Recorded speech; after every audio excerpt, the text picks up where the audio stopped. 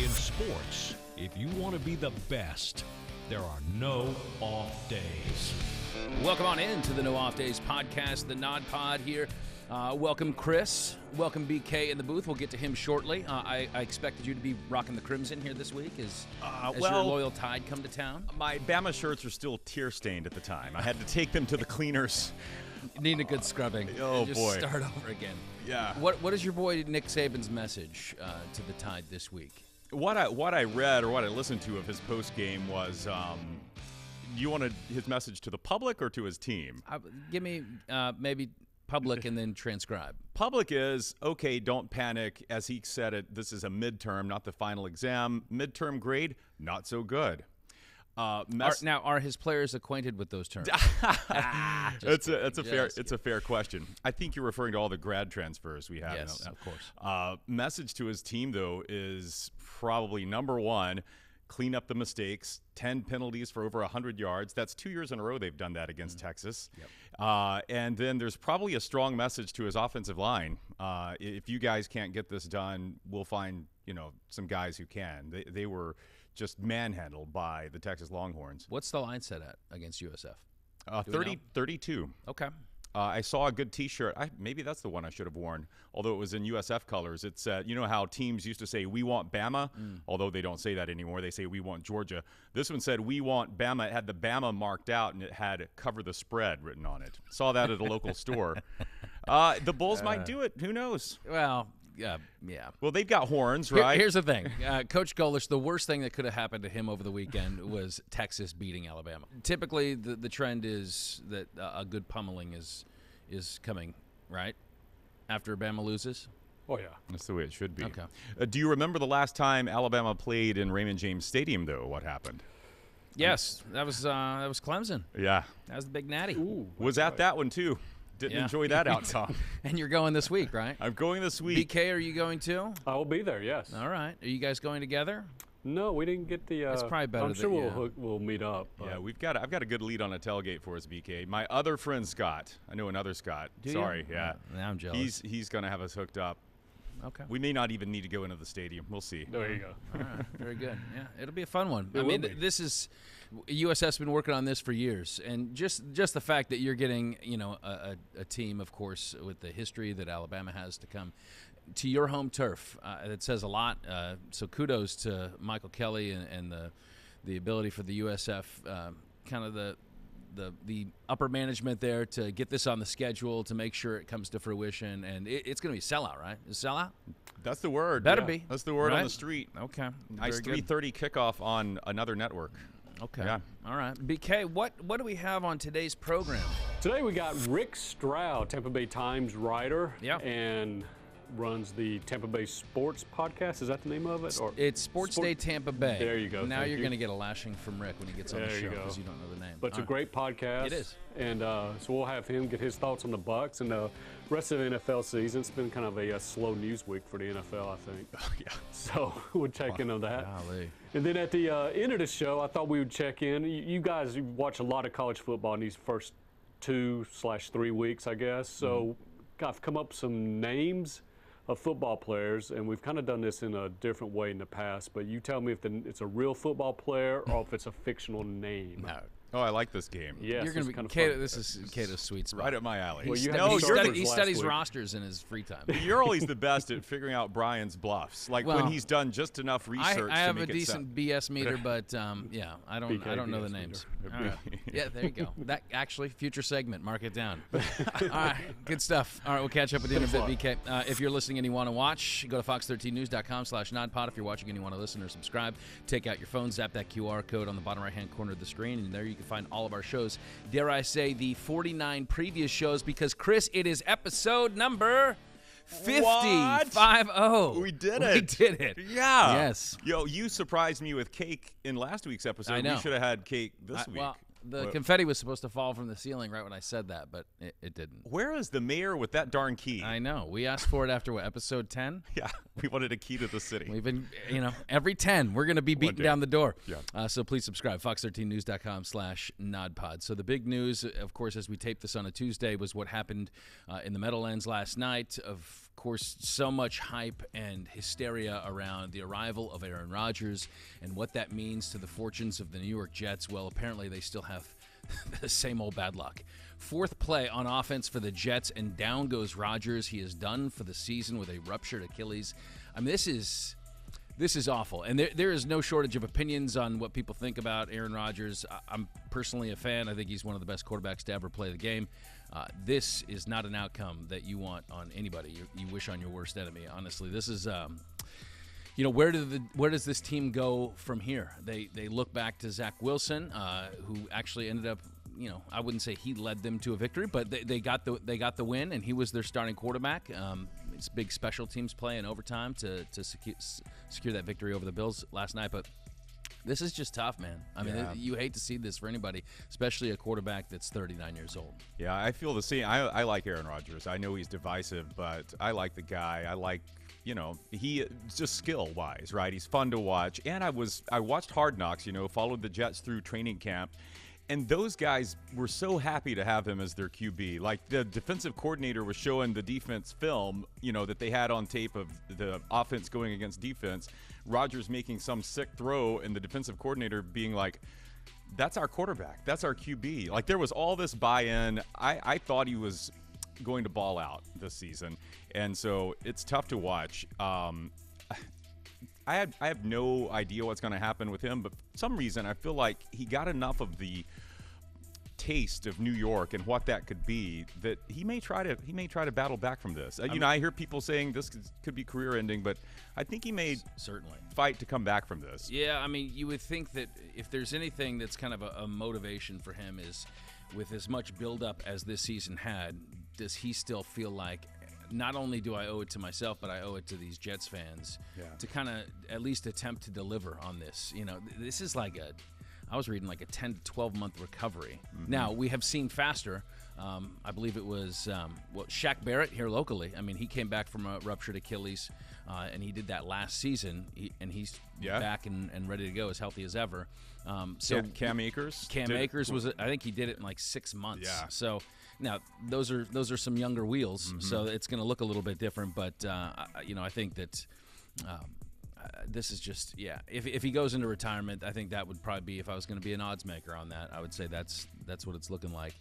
Okay, you think that's the most likely? Well, I mean, he's going to be 40 years old next year, and trying to come back. It's one thing to just recover from a significant injury like that, but it's another thing to then get your body back into football shape. Mm-hmm. How long is that going to take him? He takes good care of himself, but I mean, I think, man, if you can come back next year, middle of the season, is it worth that kind of at that point maybe over a year's time of putting in the work?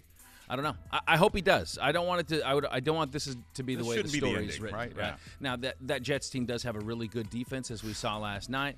They got some good pieces there. Breece Hall at running back. I mean, I think that Garrett Wilson at receiver. I think they have some pieces where, if they can just plug in a quarterback, maybe it's not Zach Wilson. Maybe they go out and find somebody that might be able to deliver. So, do you have any thoughts on who would be worth going out and trying to nab? I looked at it, and I've read a lot of the chatter. I think it's Zach Wilson's team. I don't think there's anyone out there that realistically. I've read some odds that had Nick Foles as the number one target. I've read Foles. I've read Colt McCoy. I've read Blake Bortles because of his past relationship with Nathaniel Hackett. There was someone else in that mix. None of them seem like an upgrade. And you've got a guy in Zach Wilson who is familiar with the offense, who I think is better than he was last season, who seems to be in a better place, who you would hope has Aaron Rodgers in his corner as Aaron rehabs. And so I think you got to kind of roll with Zach. I mean, there's no there's no savior out there that I think is going to provide an instant upgrade. Having to come in and learn a new offense at this point, I mean, Hackett's offense isn't simple. No, you're right. I mean, it's unfortunate that Trey Lance seems like a guy, had he not been traded to the Cowboys a few weeks back, he's a guy that if he was still on that San Francisco roster, that would make a lot of sense to try to get him out there. Tom Brady's available. Well, Tom Brady does not want to have to be behind that Jets offensive line.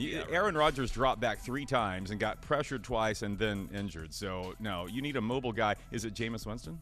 I mean, it beats being a third stringer, beats being the emergency quarterback for the Saints, and I don't think that would require a whole lot in terms of a trade in order to grab him. So it's a possibility. I don't know if that's how much of an upgrade that is, honestly, over Zach Wilson. I think Jameis has some physical tools. Obviously, we watched all that, but he's just kind of been on the sideline for a while now.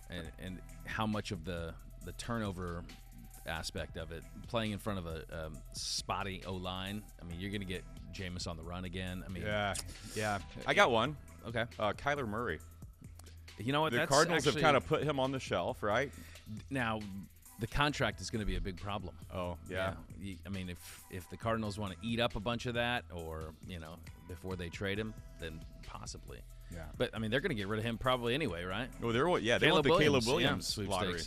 All right, let's jump into what we saw week 1 in the NFL. Now, we're going to do a little segment called Outliers or Trends, and so you're going to tell me. And does BK want to be a part of this? Brian, do you Sure. want? Why Okay. not? All right. Yeah, sure. I'll be real quick. All right, dust the crumbs off your shirt. You're back. Okay. So yeah, I'm gonna just lay out a topic, a team, a win, and you tell me whether it's an outlier or a trend. All right. So let's start locally. Bucs big win over Minnesota. Is that an outlier or is that a trend? I'm going. Can I go first? Since I just started talking, I'm Yeah. going trend because I believe in the defense, and I think Baker is going to be okay. I say trend. This is going to be a team to contend with. BK? I will go trend as well. I like Baker in that second half. He's just like a different person. And like Cato said, with the defense, they'll never go in slumps. There was some things in that game I think may tend to be an outlier. I mean, winning the turnover margin 3-0, as few penalties as they were docked in that game. I mean, they played a solid game. The defense, I do believe, I've said when we make our predictions, I thought they would be one of the better defenses in the NFL this year. But I'm gonna buy trend because I think that what we saw, even within the context of that game, we saw an offense that was trending, improving, throughout as the game wore on. So, yeah, I'll take trend too. Bengals score 3 in a loss to the Browns. Outlier or trend? That's an outlier. Yeah. It's got to be. I will say, though, something with the Bengals. I mean, it was Rodgers had a strained calf during training camp. Who else had a strained calf during training camp this year? Yeah, Burrow. Not saying I'm not a doctor. I don't know if any two are related, but if I was a Bengals fan, I'd be a little antsy. Oh, you kind of feel like a doctor, right? Yeah. I do. Did you see all the Twitter, not Twitter, X doctors last night as we Boy, taped they were this last everywhere, night? weren't they? Like, there are guys who have, like, they're real doctors and they have, like, studios, and they were instantly analyzing Rodgers, Like the shake based on of the his play. calf? Based on the play, and they were right. It was an Achilles tear. They're like, Yeah. see how he stood up, and then he immediately, like, knew it was over and sat. So Twitter doctor is a new thing. Well, let me BK give some love to BK because last night as we watched this, he diagnosed that correctly. Here I was thinking, this was just a tweaked ankle. Give him 2 weeks. Yeah. Give him 2 weeks. You guys were watching and he was football. like, no, I think it's an Achilles. And he nailed it. Good job, BK. All right. I think that could be a significant pay raise for you if you go Twitter doctor. Gotcha, BK. Lions in their Thursday night win over Kansas City. I'm Outlier calling trend. trend. That's a big trend right there. Friend. Okay. We said in our picks that this Lions team is for real. I think Kansas City playing like it did is an outlier, but I think it hurts not having 2 of their better players on the field, right? Yeah, So, I think the Lions though will play a lot better than they did. Yeah. Like they, still a little shaky. I think what we see in Week 1 is a lot of these teams don't play their starters in the preseason, and it looks icky. Like the Bengals, Takes a while. the Chiefs, it takes a while. Yeah. And I agree. I think that's a trend. Derek Carr leading the Saints to just 1 touchdown in that game. They had a boatload of field goals, but 1 touchdown. So maybe the subject here is Saints offense led by Derek Carr. I'll say that this is going to be a trend. I know, but here's why. Because I need to dump him off my fantasy team then. Who said I have Olave? Who said that the Titans' defense was going to be anything this season? No one. Right. And maybe we're all wrong. Their pass rush was outstanding, but I could see this being kind of a bumpy ride for Carr and the Saints. What you got, BK? I'll go outlier. Yeah. I mean, Derek Carr's got he's shown that he's capable of having some good games and put up some good streaks there. So, I agree. I'm going to go outlier because I just think that offense has enough weapons, and he's a gunslinger. So he'll get it together. Kenny Pickett and the Steelers looking rough against those 49ers. boy, that was bad. Yucky. I say outlier just because what I mentioned a minute ago. I don't think they played enough in the preseason. They'll get it. I mean, you got George Pickens, you got Deontay Johnson, you got Najee. Who's that other running back? Warren has burst. Freiermuth. I mean, come on, with those weapons, they'll get it working. Mm-hmm. Yeah, it's an outlier. You got, Cato, that's a good point about the preseason. I mean, yeah, these guys are still getting their feet under him a little bit, so yeah. Yeah, I agree. Outlier. Jordan Love, 3 touchdown passes in his debut. Ooh. By the way, Packers fans are probably like, man, we picked a good time. I'll go trend. Thought the Bears defense would play pretty well. Maybe that's where I'm wrong. But I'll go trend. I think Jordan Love looks very comfortable. That's what you look for, right? In these young quarterbacks, does he look comfortable in the offense? It's amazing. Fields still doesn't look comfortable. Fields is still finding a way to create sacks for himself. Yeah, he's running into it. We saw this, Brian, with Jalen Milroe, Alabama's quarterback, running 2 defenders. And Love looked comfortable. So I'm going to go, trend. And I will too, because that was without Christian Watson too. So, yeah. It gets that weapon back. He'll have more tools to work with. So, yeah, I'll go trend. Just to be a curmudgeon, I'm going to say outlier. I just think, as efficient as they looked, I think Chicago Bears, we don't expect much from them this year. The domination of the Cowboys over the Giants. 40-0, both sides of the ball. Outlier, trend. I'll go. Are the Giants that bad, or is it the Cowboys that good? I don't think the Giants are going to be that bad. I don't think they are. So that was the defense at Dallas. Holy smokes, that was impressive. Yeah. But gosh, man, that was an ugly game. Okay, I'll take it first. I'll go trend. I think it's going to be a trend. I think that the Cowboys are going to be legit this year. Trend, best defense in the NFL. Yeah. Somehow Micah Parsons is better, or looks better than he did last year. Trend. Giants aren't going to be that inept, but again, not enough preseason. But trend. Trend on Cowboys destroying people. Yeah, I agree. All right, did you ever weigh in on that, BK? No. Okay. I wish we we'll come back to you at the end of the show on that. Waffle zone over there. Big time on that. Brian, why don't you stay for this one, because we're right. going to jump into college football. We're going to talk last week and a little bit of this week. Best win, worst loss, biggest game in the week ahead. All right? Okay. Best win, worst loss, biggest game. Who wants to take it? I'll go first with best win, because I'm going to take the low-hanging fruit here. And we've mentioned it, is Texas coming to Tuscaloosa and beating Alabama, handing Nick Saban his first double-digit loss at home in his 17 years at Alabama, and also ending Alabama's 21-game home winning streak. And the fashion in which they did it was a thorough manhandling. So, and, you look at it this way, too. Sarkisian, such a great play caller, and Texas joining the SEC next year, oh boy, that's a problem. Texas, biggest win. All right. Wow. Who's your best win over the weekend, BK? I will go kind of off the board, under the radar a little bit. Cincinnati over Pittsburgh. Cincinnati was finished near the bottom of the Big 12. They lost their coach. They got Emory Jones now quarterbacking. Oh, yeah. And they go into, Pittsburgh, a team that won 9 games last year, and just thumped them. And so I thought that was pretty impressive. That's a good one. All right, my best win last week, I think you took the obvious one, but I'm going to take the less obvious one. Ole Miss over Tulane. I think pretty highly of Tulane. They did not have their starting quarterback in that game. I thought they played well. They built a lead at home. For Ole Miss, this is their first road win against a ranked team since 2017. So a much-needed win. I thought they showed some fight there, dart in that final quarter. They tallied 20 points to come away with a road win against a ranked team. So hats off to the Fighting Lane Kiffins being able to get it done, that Rebel offense. All right, worst loss of last week. Another kind of low-hanging fruit, and sticking with an SEC West theme, it's Texas A&M. Tough. I could say worst loss Alabama, but I'm going to go Texas A&M just because it was a pretty thorough. It was tight in the first half, but Miami just really took over, and Texas A&M has real worries now about their defensive coordinator with DJ Durkin. Zero pressure on Tyler Van Dyke. He had 5 touchdown passes. He had all day back there to go through his reads. Yeah. He was never uncomfortable. So there's some things for Jimbo to work out there. And Connor Wegman, their quarterback, threw 2 picks, was kind of up and down. And, hats off to Mario Cristobal in Miami. That is a coach there, as you pointed out in the preseason after you interviewed him. he is an offensive line guy. And that's another reason that Texas A&M, I believe, couldn't get pressure. And big win for Miami, but I say worst loss of the weekend, A&M. Yeah. I will stick with the Big 12. I'll go Baylor losing to Utah was a pretty bad loss. Not so much the game, it's that game, but Baylor's now 0-2. They lost the first game to Texas State. Yeah. And now they have Long Island this week, 5 points. Ice-T? Yeah, they got Ice-T. You know their nickname, Cato? No, I don't. Scott? Come on, it's the Sharks. Sorry, I missed that. Is it the Sharks? Yes. Oh, Scott's favorite. Yeah, there you go. But they got Texas on after that. They got to come to UCF.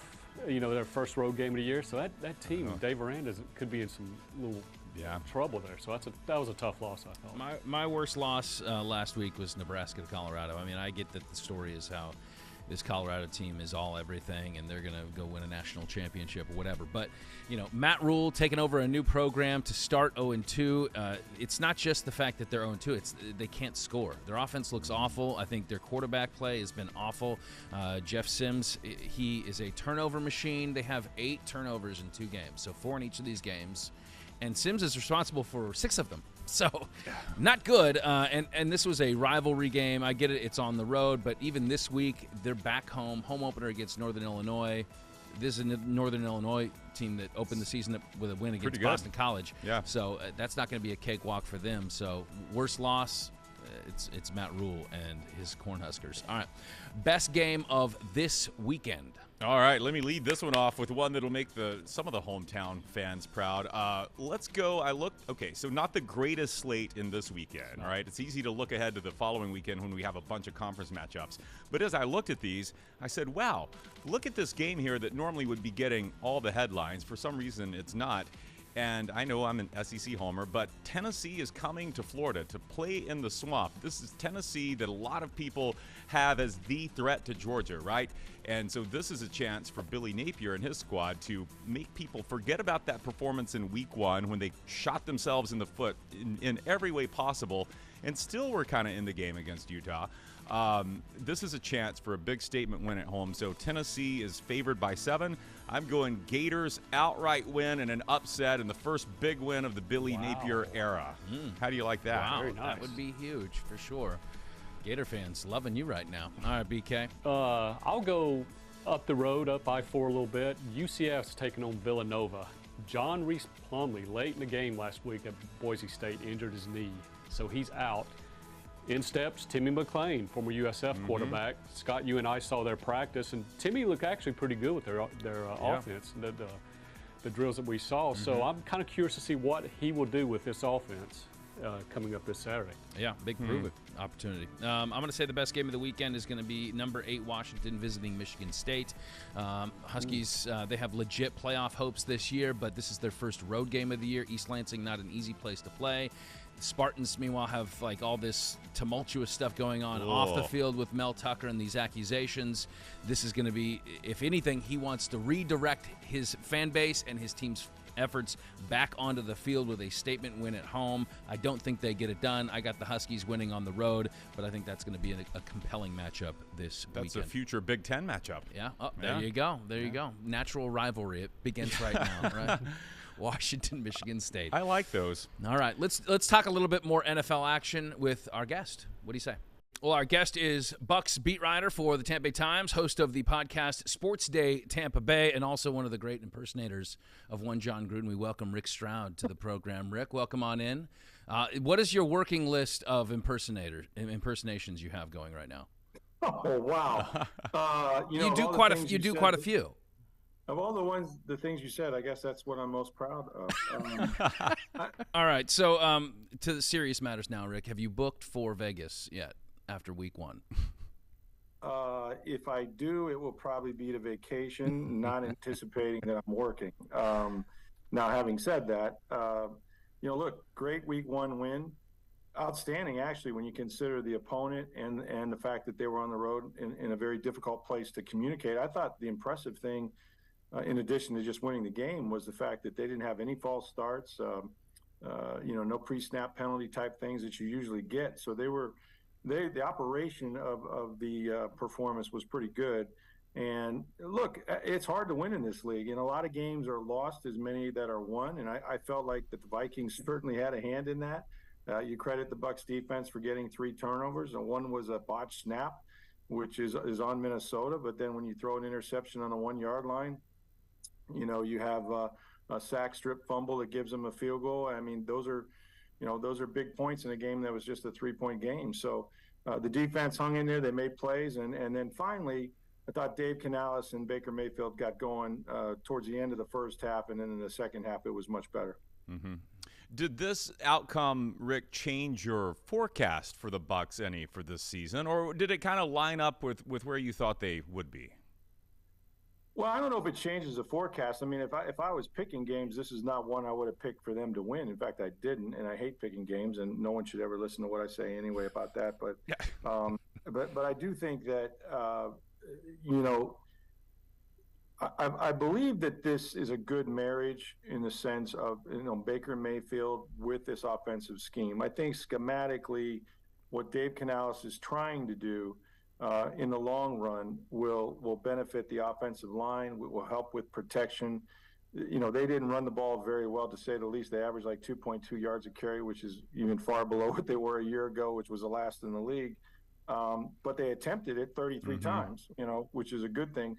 And so I think they'll be better in week 5 or 6, assuming they stay healthy. The Achilles heel on this team is that they have a lot of guys with experience. I think there's some 11, 12 players from the Super Bowl team. But then behind those veterans are guys that have either never played or been here a year and never played. So it's really in the National Football League, when you're bringing in inexperienced guys on a playoff type team, that's a tough way to go. And they haven't had that for a number of years, but we know with their salary cap and everything, that's the way they've chosen to go. So it's going to be interesting to see if they can keep enough guys healthy and keep positions to make a run. Yeah, stylistically, the differences between what we saw last year out of Tom Brady as a quarterback and Baker Mayfield, I think, were on display on Sunday. His escapability, his ability to pick up tough yards on his feet, that's stuff that you're not going to see Brady do. But I'm curious what your thoughts are on how much of that was a protection issue for Baker, having to kind of spin out of some of those guys coming off the edge, versus that's just kind of what we're going to see from Baker this year, that he's going to be a little bit, quick-footed in the pocket, trying to make a little something happen. Well, you hope that he doesn't do what he did late in that game. I know he picked up a big first down. He stiff-armed a guy once, and then he picked up a first down, which essentially put the game away. With a throw to Chris Godwin after that. You don't want to see him lowering his shoulder. I know the sideline got excited and all of that. But in terms of are there going to be opportunities for him to make some yards with his feet? There will be, as long as he gets out of bounds. I think when you're running a lot of these bootlegs and waggles and rollouts, you're leaving it to chance in a way that they're going to take the cheese, right? That everything looks like a run to the right and you spin out naked to the left. The problem is if that guy doesn't take the bait, it's you and a 320-pound man sometimes staring at you. So that's where Baker has to be very adept at throwing the ball away or evading that one player and getting what he can. And so there's a risk reward with this scheme. You try to fool them as much as anything and create some big, wide open passing windows, but they also can cause problems. So he's got to be smarter than he was probably on Sunday, because, we watched Tom Brady do it from the pocket, and he was just getting rid of the ball so fast that nobody could ever get there. But it also hurt the offense, right? Because you complete 3 passes for 3 yards each, and they'd be 3rd and 1, and so. In this one, Baker just has to, throw the ball away when he doesn't have anything, get it out of his hands. But I do think overall it's a perfect fit between a guy that really throws off platform and is accurate as well as any guy in the league. I mean, this is what he does really well. Rick, one of the most encouraging things I saw, to get back to the defensive side of the ball, was Devin White was just flying around. He had 12 tackles, 8 solo, 1 TFL, and I don't remember a game last season where I saw him play like that. Yeah, I think you're onto something. Yeah. What's the deal there? Well, the deal is that money is a great motivator, and they've got a number of guys, and if you just look at the first game, you could say, okay, uh, these guys are on contract years. That's sometimes not the worst thing that happens, right? We just saw Mike Evans had a Saturday deadline, for doing a new contract for him. He's in the final year of a 5-year deal he signed. And, I mean, Mike probably should have caught one or two more balls, and that was probably on him. But he got in the end zone, and he's motivated to do that. And we're pretty sure Mike's going to put up 1,000 like he does every year. But then you have Antoine Winfield Jr., who's going for a contract. What a great game that he had.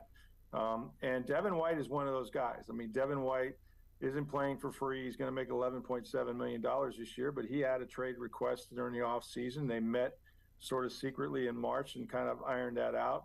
And he knows that, as Mike does, that whether it's here or someplace else, your film is your resume. And these guys are looking for that.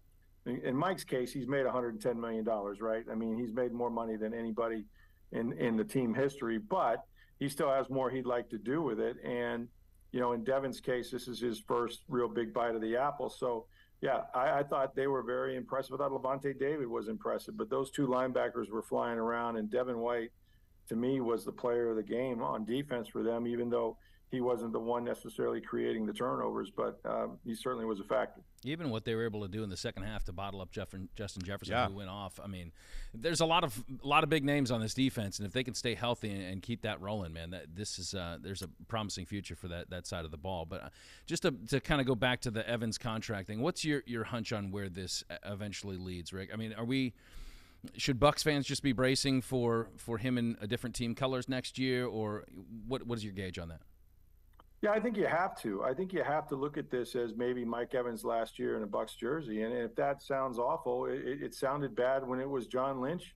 It was horrible when it was Warren Sapp. And how about Derek Brooks? I mean, he didn't go anywhere by his own choice. He could have gone to New Orleans, but, he's maybe one of the greatest Bucs of all time. And he was, let go in a one-page release that included, releasing Warwick Dunn and Cato June and guys like that. He was just among 4 or 5 players that day. So, it's not show friends, it's show business. And I think that, that smacks a lot of fans different ways, and players too. But Mike was right when he said, you know what, the Bucs are going to do what's in their best interest, and I'm going to do what's in mine. Now, does that mean that when the season is over, assuming he's healthy and he's had a good year, that he wouldn't consider staying in Tampa Bay, where he's invested so much for the right money? Yeah, he probably could. But it also means that now the Bucs are competing with 31 other teams, and Mike's again going to do what's best for him. So I just feel like this is the position the Bucs put themselves in when they, mortgage a great bit of their future for Tom Brady. And also another part of it is that Mike signed a 5-year deal. Most guys don't get that kind of an extension 5 years ago, which took him all the way up to the age of 30. If he'd have done a 3-year deal, then we'd have been having this conversation 2 years ago, and maybe then he does a longer term. So there's reasons on both sides, and but I think what I know about Mike is he's going to go and play as hard as he can for as long as he can, and then he'll make the best decision that is for him and his family. Rick, when you were listing off players a moment ago that were released along with Derek Brooks, did you say Cato June? Yeah, he was one of them. Yeah, I got to get that jersey. Yeah, it's got to be around there somewhere. June. Yeah, he was here a short time from India. Let's broaden out real quick, and I know you discussed this on your podcast, which is Sports Day Tampa Bay. You discussed it today, just like any of us who talk football discussed it. The apparent season-ending injury, some speculate career-ending, to Aaron Rodgers. How did you process that as a fan, whether you like Aaron or not, and then where do you see them going with this team that really would be positioned to make a deep run? Where do they go with quarterback? Well, I mean, they really don't have many options, right? It looks like they're going to have to go to Wilson, their young quarterback, and it's devastating. I think it's bad for the National Football League. This was probably the number one storyline. You're talking about New York City, you're talking about the Jets. Have won one Super Bowl in '69 with Joe Willie Namath. So, to have all that attention throughout the offseason, was he going to play? Was he not? Then he goes to New York, and I was up there for a day with the Buccaneers. And, that it reminded me so much of what Tom Brady did for Tampa Bay. This is a good young team with a good young defense and some really good players on offense, and the accountability. And just when you have a guy like that, you're not talking about having a good season or going to the playoffs. It's pretty well known. We got a chance to win a Super Bowl. And there's very few players you could say that about every single year, but Aaron was one of them. But I'm not surprised, and I mean it in this sense, that when we watched him, their offensive line is not good. It was not good. Yeah. And schematically, I think he got hit on 2 of the 4 dropbacks that he had. And there was a lot of one-on-one blocking. And look, you can say, well, my system is my system, but that system just got your quarterback hurt. Tom Moore has a great saying. It's like, if we get this guy hurt, you can collect the psalm books because church is over, and that's where they're at. They're not going to win a Super Bowl. Will they win the division? Probably not. Could they make the playoffs? Maybe. But all the air is out of the balloon now, and I think that they had a responsibility really to make sure that he was protected for any possible thing. You had to do that, and the Bucs were able to do that with Brady. But not a lot of players, as they get older in this league, become more productive and less injured. It just doesn't happen. Right. So, would that Achilles snapped 4 years ago or 5 years ago? I don't know. But it's a terrible storyline. It's bad for the league. And I don't know what Rodgers will do. I suspect he'll try to come back and play if he physically can, because I don't think any player wants to end his career that way. And I think he did enjoy New York. But man, it's a bummer up there right now. For sure.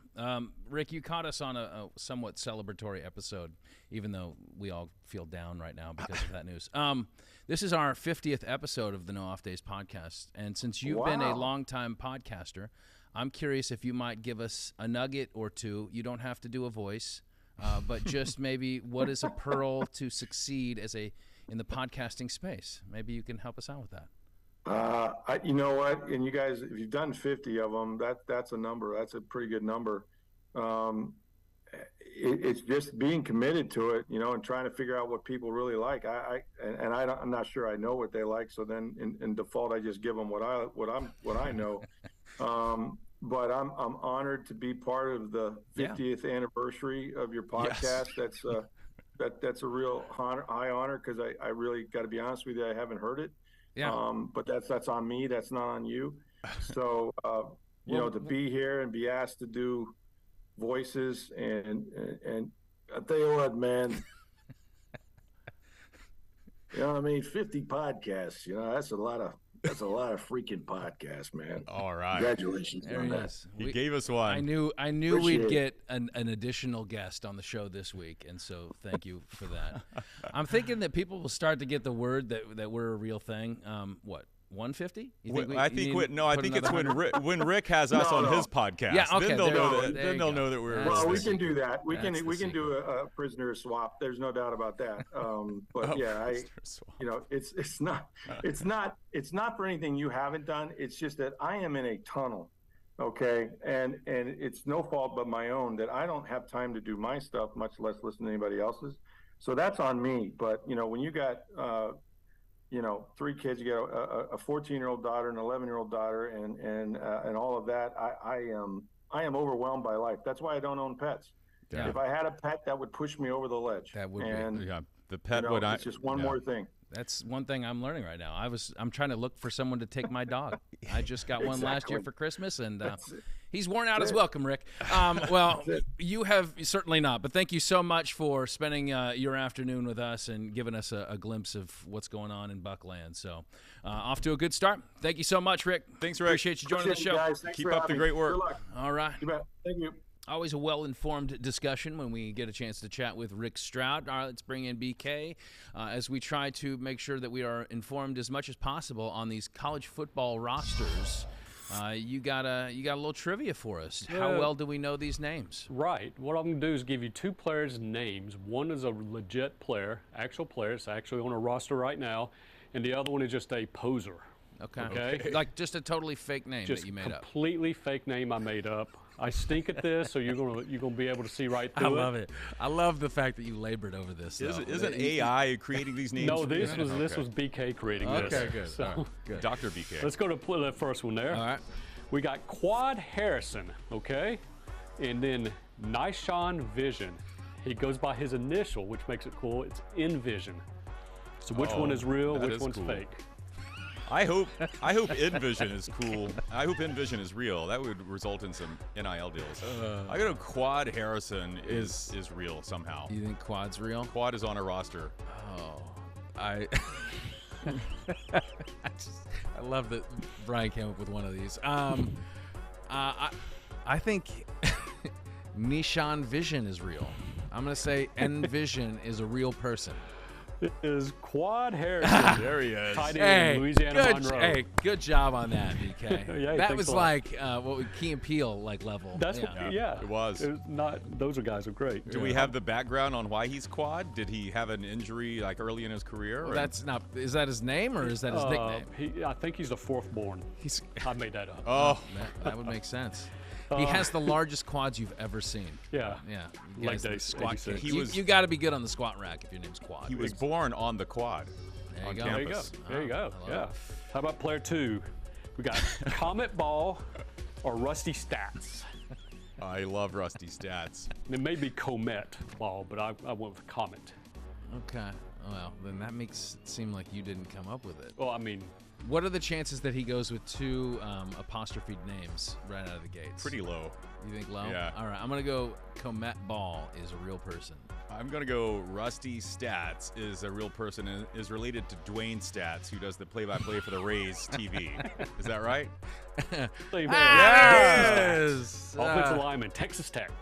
BK, you're getting good at this. Oh, am I? Yeah, Oh. you're acting like you don't know. Okay, you know? maybe I'm not sure how they pronounce it, but you made it up. I've been trying to step my game up. That's good, man. Okay, here we go. Player 3. I'm sure your wife appreciates the fact that Yeah. you're getting better at lying. All right, go ahead. We got Luminous Sands, Rowdy Beers. All right, Rowdy Beers is definitely a person. I know that, so Okay. Luminous Sands is lovely. It sounds like a vacation resort, but I'm gonna go Rowdy Beers. Yeah, I've heard of Rowdy Beers, too. Yeah, I thought that. He's a tight end down at Florida International. Good guy. Look at that He- guy. He his- looks like a rowdy fella, doesn't He he? does. He has to have an NIL deal with who? Someone. Miller Lite. Yeah. Yeah. Name your beer company for sure. Yeah. Well, you can't do Bud Light, but All right. Oh. Who's up next? We got Blaze X-Line. I like that. Or Keenan Sharp. Keen and Sharp. I kind of like that. I don't get what's the play there? Keen and Sharp. Oh, yeah. Oh, gotcha. Probably See, goes now to- I'm not very keen and sharp. Probably That's the plays problem. at an Ivy League school. I think I'm gonna say Keenan Sharp is. No, I'm gonna go Blaze X-Line. That's real. Yeah, I'm going because it's so weird. That is real. There's a person. There he is. Very good. Blaze X-Line. He gets to play against Ohio State this weekend. That's right. Maybe we'll see him make a tackle. Blazing. Or down wait, the what does he field. play? No, he looks like a Yeah. tight end or something. He's a wide receiver. Okay. Yeah, makes sense. He's got to be fast. Okay, you may know this one. Okay, we got Pig Cage or Making Pain. Macon Payne. Oh my goodness. Who names their kid Pig? Who does that? That's Pig that's Cage? got to be a nickname. Pig Cage. It's got to be a nickname. Oh my gosh, that's awful. Macon Payne is so good though. Yeah, that is pretty clever. Maybe a linebacker. I he's- think it's a little too clever, and I know, yeah. I'm gonna say Pig Cage is the real deal. He almost said something. I'm gonna go just to differ from Scott. I'm gonna go Macon Payne and hope that that's a name. I was it's there so you go. proud of Making Pain. It Pig is. Cage. There you go. And Pig Scott, Cage. you were on it. It's kind of a nickname, but I mean, he goes like Quinn or Quentin is his name, but everybody calls him Pig. so- Why? He had to have wrestled the greased pig at some point in his life. At some point, yeah. He's a linebacker. Yes. Yeah. UTSA. You don't want to step into his pig cage. No. I mean, he's No. gonna dominate you. He loves the slop. Yeah, he'll be making Payne with Yeah, you. no doubt. Got any more? Well, I got one more. All right. DeAndre Ragin or Sunday Church. Oh, That is good. Sunday church or I'm DeAndre hoping. You know Ragin? what? Can't go wrong with Sunday church. I'm gonna say real person. I like the idea of mashup where we have Ragin' Sunday. I'm going to go. I want to agree with Scott. I want to go DeAndre Ragin'. Let's have a rager. DeAndre Ragin'. DeAndre Ragin. Wow. Okay. There you go. That's a great DeAndre name. Ragin'. And he said, don't pronounce it Raggin'. It's No. not Raggin'. Yeah. He should have signed with Louisiana. You're a Ragin' Cajun. Yeah. That would have been What's nice. he doing? I don't know. A pig should have signed with the Razorbacks. Oh, that'd been good. Yeah. Golly. These These missed make- opportunities left and right. This is why you need to be the commissioner of the NIL. This Yes. was, you had thought about that last week, and now this is your opportunity to. Please vote for me. Guys, look, there's so much money to be Yeah. made out there. Very good. Well, that was good. Thanks, Thanks, BK. guys. Appreciate That was it. Big thanks to our guest, Rick Stroud, for jumping on. To watch full-length episodes of this here podcast, head to fox13news.com/nodpod or hit that QR code. You can subscribe on iTunes, Google Play, or Spotify. Get us every week in audio phone. Check us out on social medias. Hey, and give us a 5-star, too, if you're out there. Please. Yeah, we'd appreciate that. You gonna Who's come to zipping? my- Something's being zipped up in the BK background. is putting his tuxedo back in its... He's been holding it for the Yes. last 45 minutes, so he's ready to go. All right, appreciate it. And much thanks to our NodPod crew as well, making this thing happen. Episode number 50. Now in the books. Historic. We've said this now 50 times. Until the next time we are on, there are no off days. Very good. Will we go to 100, you think? I don't know. It's a tough ball. I didn't think we'd get this far.